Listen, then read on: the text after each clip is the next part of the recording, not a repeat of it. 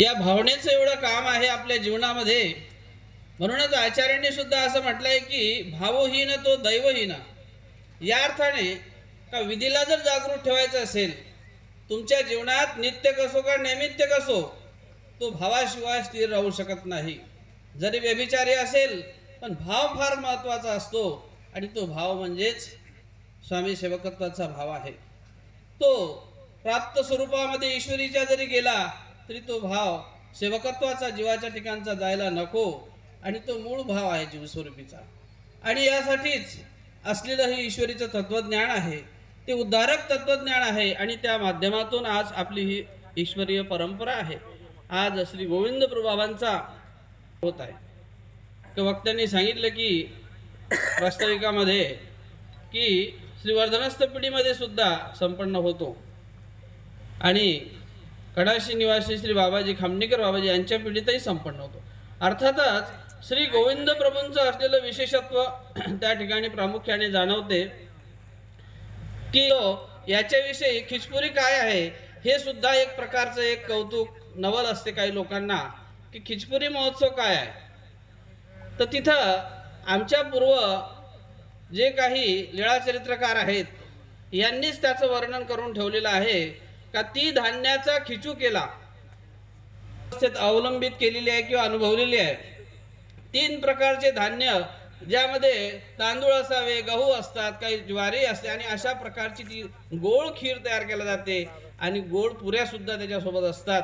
आणि खीर आणि पुरी जेव्हा स्वतः श्री प्रभू म्हणतात वाजया नवशी ब्रह्म अवताराला जेव्हा तो पदार्थ आवडतो आणि म्हणून अशा श्री प्रभू बाबांच्या ठिकाणी तो आवडीचा पदार्थ आपणही त्या ठिकाणी देवाला अर्पित करावा. आणि ते श्री प्रभू बाबाचं वंदन आपल्याकडे आहे आणि म्हणून ते आपल्यालाही त्या ठिकाणी काहीतरी आपण त्या वंदनाच्या निमित्ताने त्या अवताराशी अन्वय आपला असतो आणि म्हणून आपणही तो विधी करावा. ही पूर्वजांची असलेली त्यामागची कल्पना आहे आणि त्या रूपाने खिचपुरी महोत्सव जिथे काही विशेष वंदन आहे श्री प्रभू बाबांचं त्या निमित्ताने तो चालू झालेला आहे. वास्तविक पाहता श्री प्रभू बाबा होणारे दुःख सुद्धा ईश्वर धारण करतात. त्याच्या ठिकाणचे असले जसं पंचलिंगी विडा वाहने इत्यादी हा मागचा त्याचा हेतू आहे आणि म्हणून लेपिक होणारं दुःख ईश्वराच्या त्या देहाच्या ठिकाणी येते. स्वरूपाला वास्तविक परमेश्वर स्वरूपाला रूपानं जोडलेलं होतं, त्या जीवाचं दुःख स्वतः परमेश्वर आपण स्वतः स्वीकार करतात. ही परमार्गी जोडलेली कणव आहे आणि या कणवेतून झालेला श्री प्रभूंचा वास्तविक पाहता श्री प्रभूंचं आरिख वर्तन देहाचं आरिखत्व आहे ते सुद्धा लेपाच्या माध्यमातून तसंच स्वीकार केलं. त्यालाही कुठला वेगळा रूप दिलेला नाही.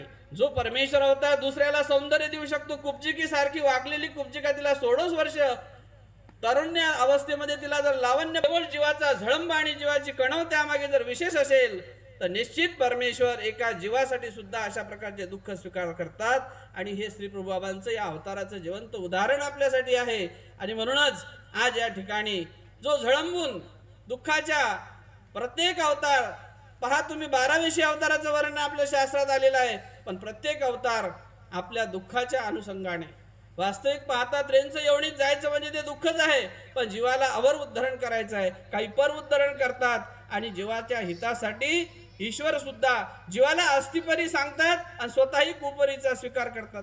ही एक प्रकारची कुपरीच आहे की ज्याप्रमाणे परमेश्वर स्वतःसाठी दुःख धारण करताय आणि क्षेद्रूपाचा सारखा प्रकार जो आपल्या परंपरेत विघात रूपाने स्वीकारलेला आहे परमेश्वराने, अशा प्रकारचं दुःख केवळ जीवासाठी आणि तो हितचिंतक असलेला जीवाचं असलेलं परमेश्वराचं जीवाविषयी असलेलं प्रेम हे अवताराच्या या लीळेतून आपल्याला व्यक्त होते आहे.